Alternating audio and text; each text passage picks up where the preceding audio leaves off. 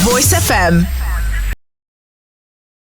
So, first of all, before we get started, you're Samuel White. You're a student at where are you? I'm at the University of Central Lancashire. Very posh. Well, And- that's a long-winded way of saying it. Yeah, a long way of saying it. You can. Yeah. Yeah. And well, I know this isn't coming out till May time, but obviously it's the England-Ukraine match at the moment. Yes, it is, isn't it? So yeah, so just to let everyone know that this has been pre-recorded a long time ago compared to during that week. Yeah. So yeah, so I do apologise if we end up talking about football at some point during this interview. No worries. So we'll see what happens. So yeah, so could you introduce yourself and your disability?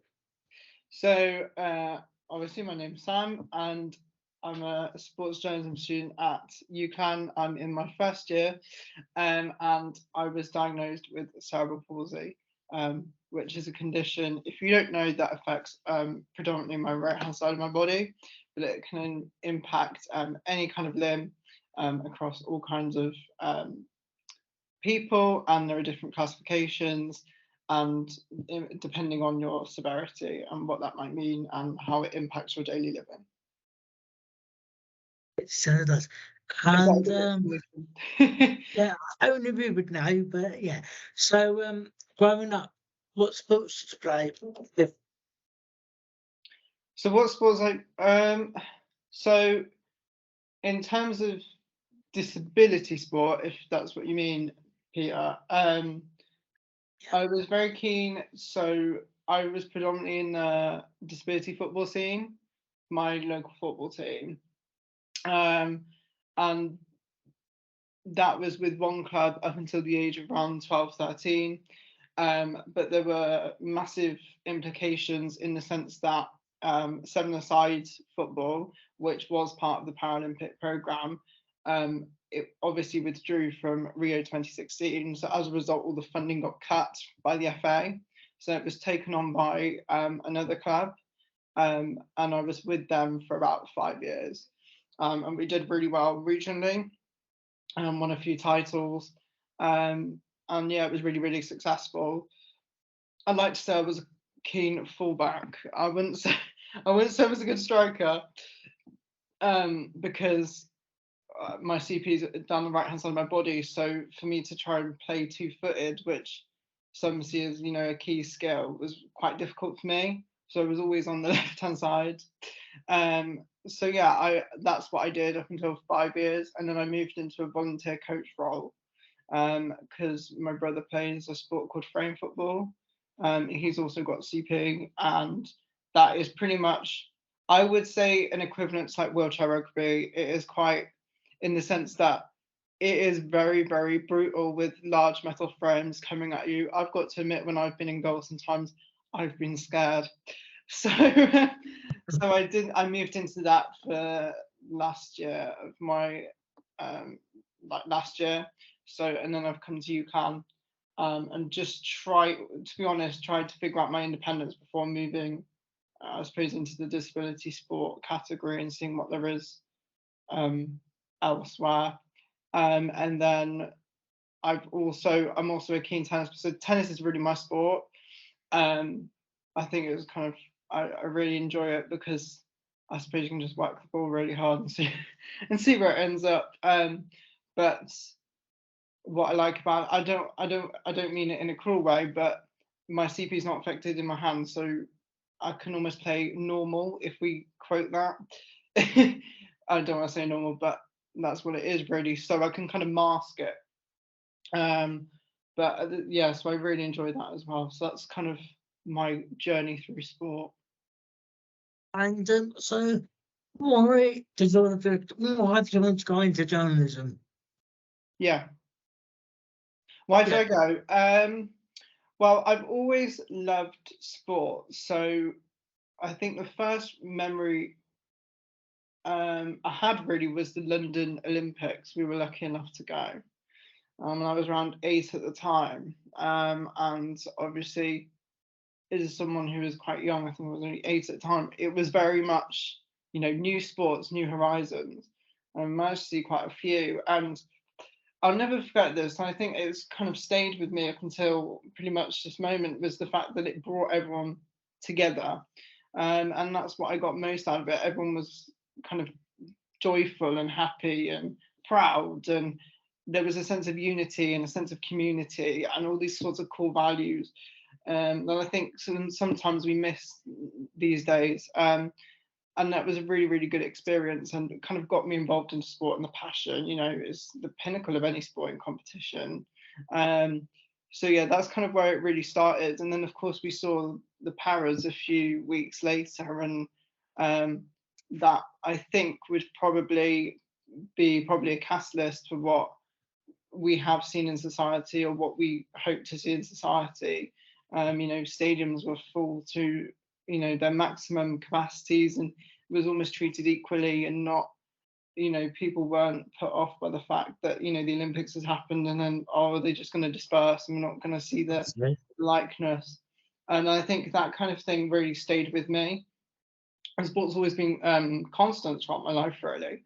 And then I knew when it came around to what do I do post 18, it was a case of, well, I knew I wanted to go into sport, hands down. It was like, well, I enjoy it so much.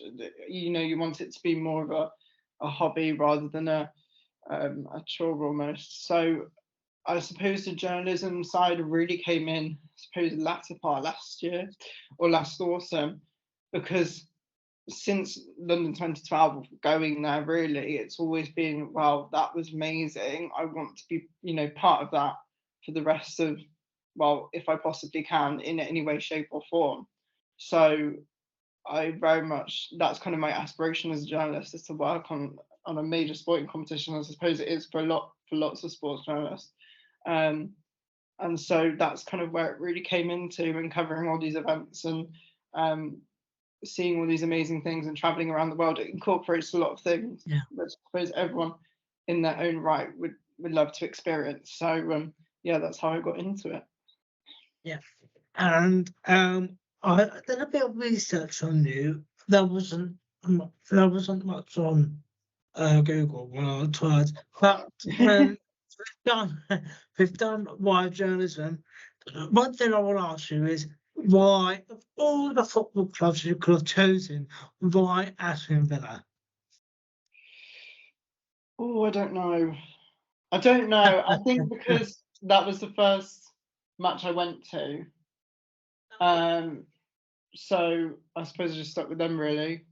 I think my dad probably doesn't like that, but that, in very simple terms, that's how it came about. Yeah. Yeah, I mean, I just saw that on Twitter and I thought, why Villa? No, this is totally.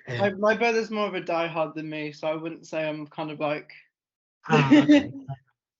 Yeah, and yeah, but so you were at the moment, your first year at uni, you you actually did a podcast last year I did. covering the Qatar World Cup at university. I did, yes. Yeah, that must have been quite a nice experience, first-hand experience. I think it was, because I think as a journalist trying to work on, or particularly just going into the industry or trying to build up your skills, it was a very valuable experience. And obviously it helped me gain a rapport with some of my peers and other people from other years as well. And just to try and, convert something new. I think that's the main point, was try and convert something that you think is, your passion, and turning it into a means which you can communicate with society.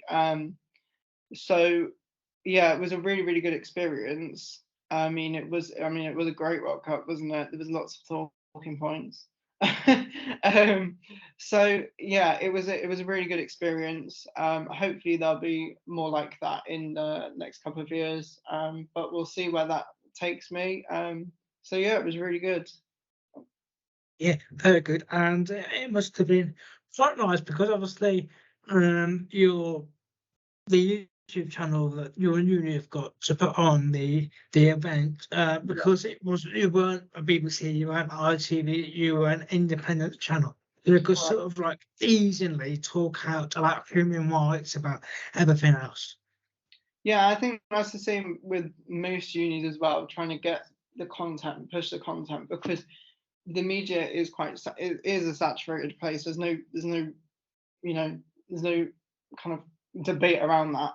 And podcasting in particular has become so mega in the last, I suppose, 5 years or so. And so all these corporations want to do a podcast, and it's all about how do you market yourself? How do you create a gap in the market that some might not have or some might not have experience in, and using that to your ability to maximize your chance, I don't know, of employment or whatever. And so it is difficult, it is a challenging space. I'm sure you agree, because I don't know how many Qatar World Cup podcasts there were, but I imagine there were hundreds. So, so yeah, overall, I mean, I don't really care about the numbers or how many people went onto it. It was all about me gaining an experience of what would it be like in, I suppose, a studio scenario, or how do I work this equipment, or how do I suppose, use my voice to convey certain opinions. It's all those sorts of things really that I learned from the process, not really about the number side of things. Yes, it would be nice if if there was quite a lot, Yeah. but I'm not fussed either way, and it was a really good experience. So there we go.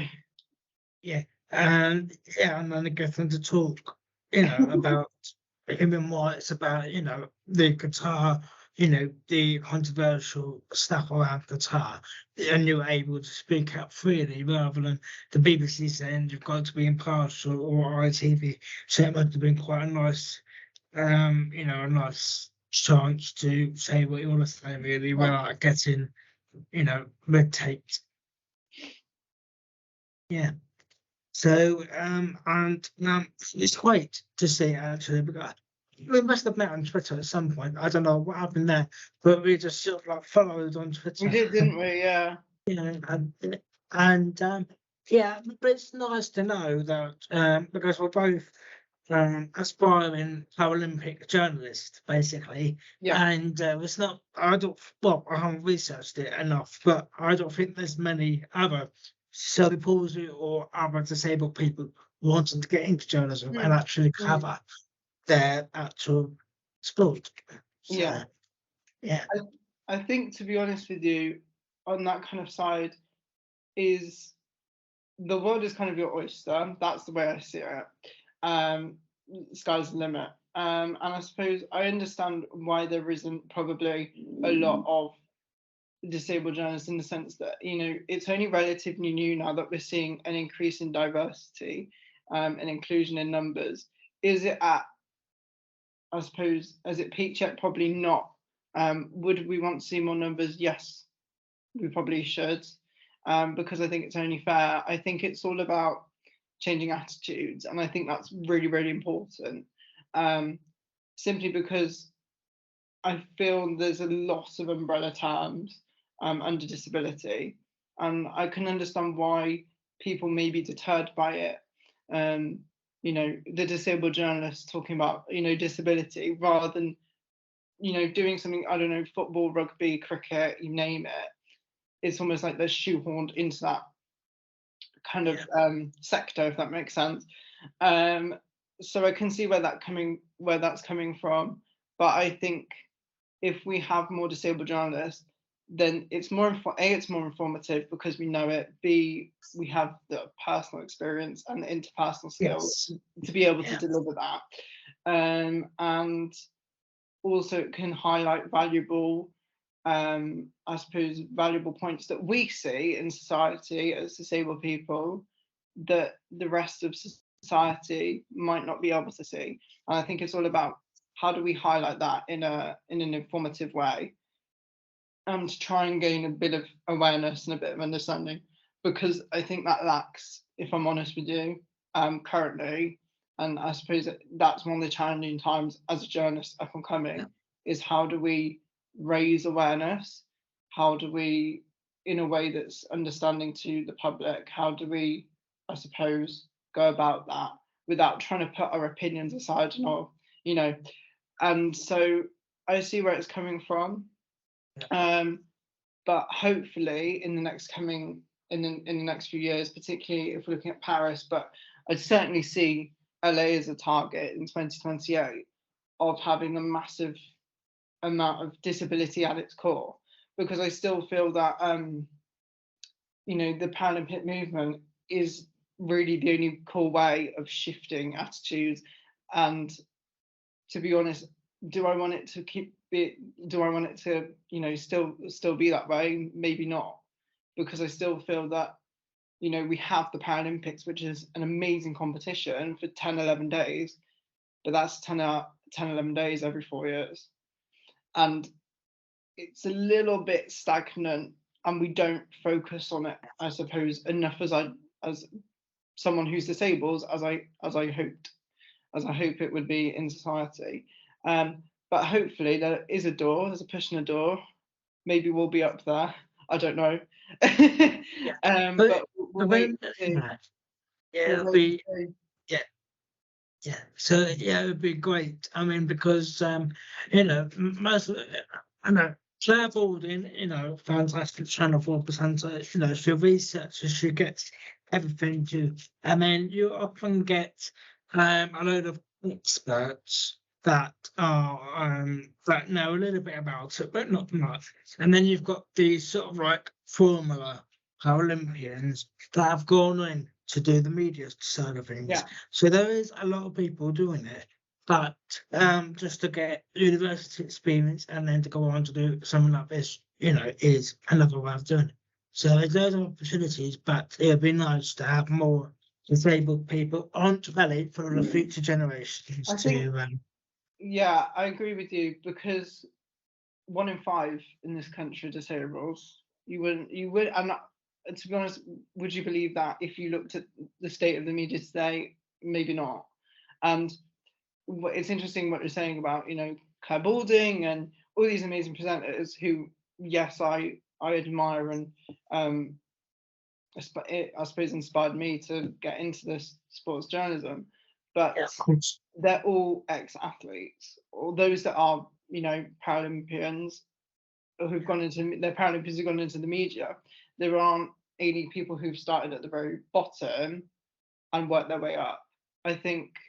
And that's, I suppose, what might need to change in a way, and to give us a serious chance. Because I think, I hate to use the word saying that people think we're superheroes, because I don't think we are. We just try and live our lives a little bit more and just try and get on with it. So it'd be interesting to see. But Paralympics, here we come. Well, superheroes are inspiring. I think those type of words, but there we are. Yeah, definitely. Yeah, but anyway, it'll be groundbreaking anyway. And then you put out a tweet a few weeks ago, actually, or late last month, I can't remember, but and it did cause a bit of a, you had just over 4,000 people view your tweet, and it was about getting tickets for next year's Paralympics, and you were like, it was really hard to get tickets and expensive, in the cost of living crisis. So you definitely made an impact in some ways there.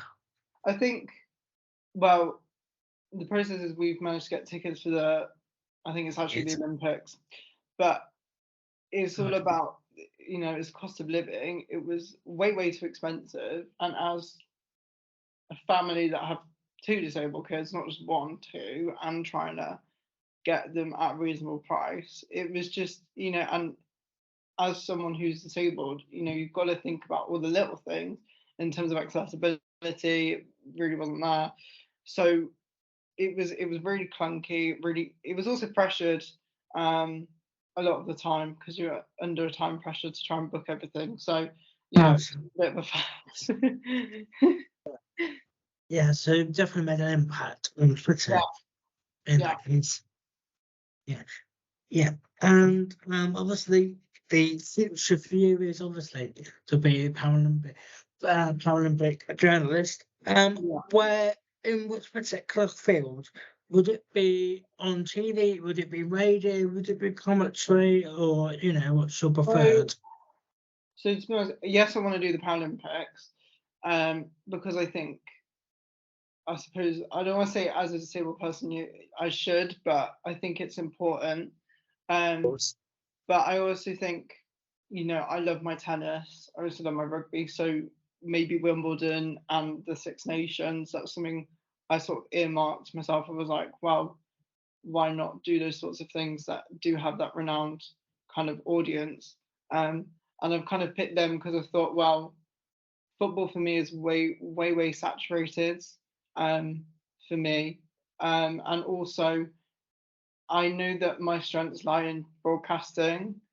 Um, not because like I don't, not because it's like, oh, I'm just going to discount everything, but I'm thinking of it in a strategic point of view, whereby, say, I'm doing a match report, I don't know, a World Cup or something, and I know that my typing is not as fast as your average, or was not as fast as anyone in my uni or any of my peers.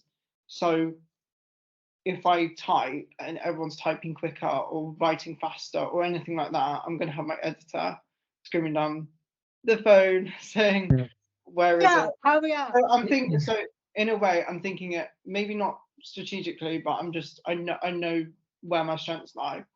Um, where would it be? I don't know. Maybe a mix of TV and radio. Because I always listen to I always watch sports broadcasting on TV and the radio. Um, and I did drama A level, so um, I'm aware of confidence and being okay in front of a camera and learning an auto cue and those sorts of things.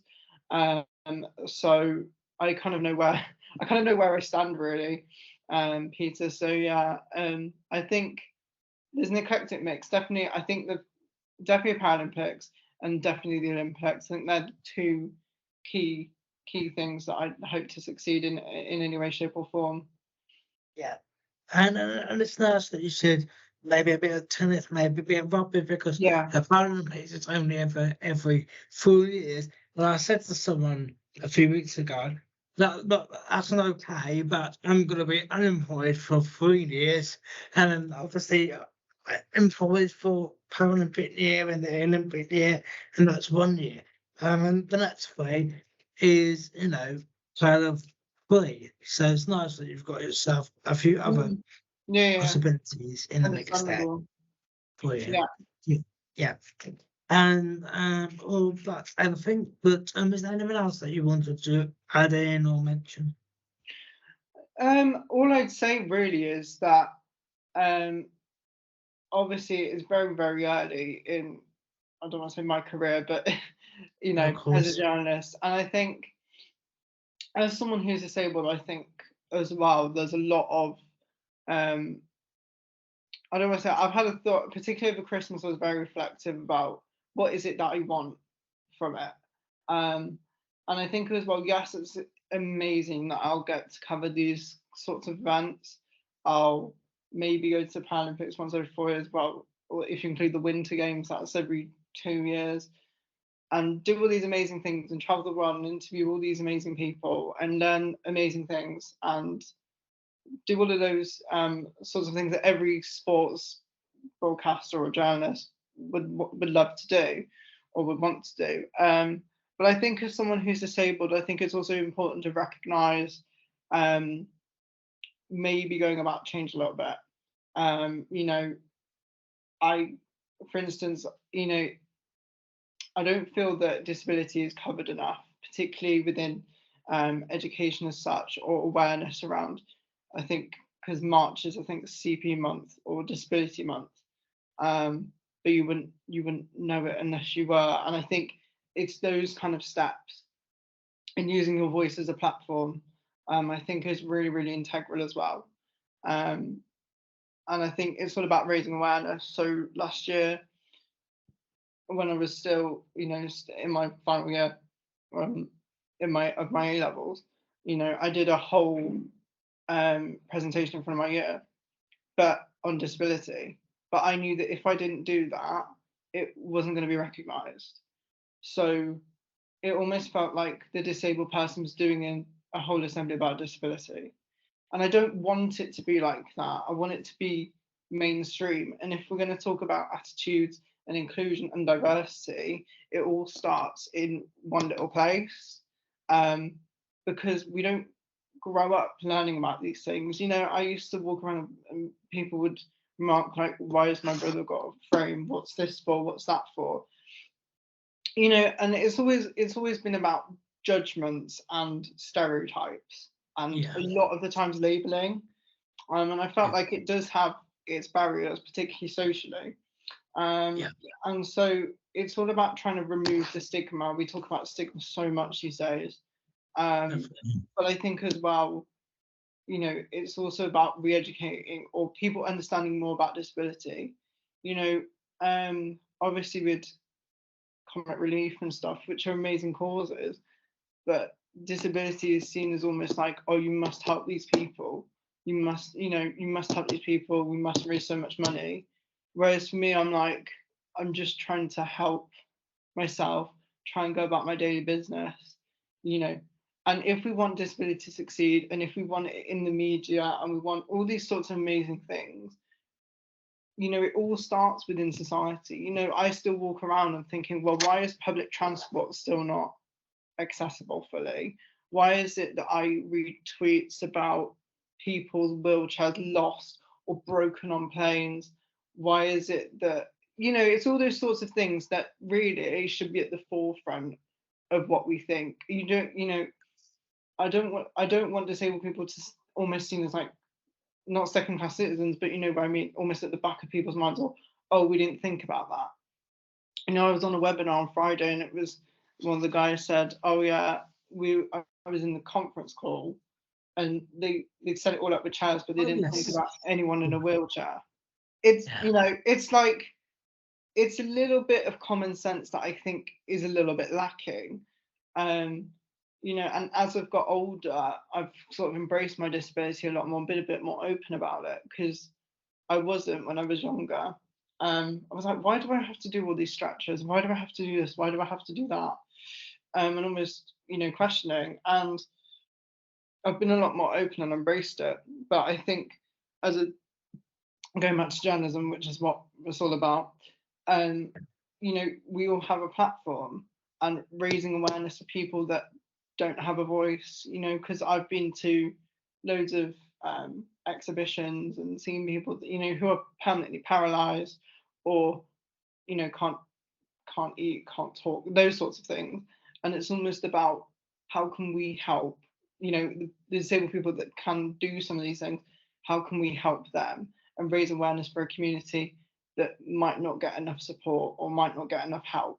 For me as a journalist, yes, I'd love to do all these sporting events, but I also think it's important to recognise and to help other people like yourself, and Yeah. to highlight those differences that I sometimes don't think gets highlighted. So yeah, I think there's a lot that I suppose there's a lot to consider. But we'll see what happens in the future. I mean, you could be seeing me quite soon. I don't know. We'll see what happens. So yeah. Yeah, I mean, I try not to put any of us myself, to have our experiences sort of like shown, on those sort of platforms. Absolutely, I totally agree with you. And yeah, let's hope society's more open in the next few years. Yeah. And yeah, and well, we've got to the end of the interview, and England still haven't scored yet. Oh But dear. Is that? I mean, that's normal England, isn't it? yeah, that's normal. Yeah. always just a bit like frustrating at the end of the tunnel. But can I just say thank you for inviting me on? It's been a real pleasure talking to you. And best of luck as well with your studies. Well, thank you, and you as well. I just hope we don't have to end up fighting for an interview. No, I really hope not. I was messaging you like the other day, wasn't I? I was like, imagine that. But no, best of luck. Congratulations on your botch as well, by the way. Yeah, yeah, and I'm pretty sure we're going to meet each other again on a BBC conference again or something. Probably will. It's a small world, isn't it? Yeah, it's a small world, definitely. Well, lovely to see you again, and good luck. If you need anything, let me know. Perfect. Thank you. Thank you. Brilliant.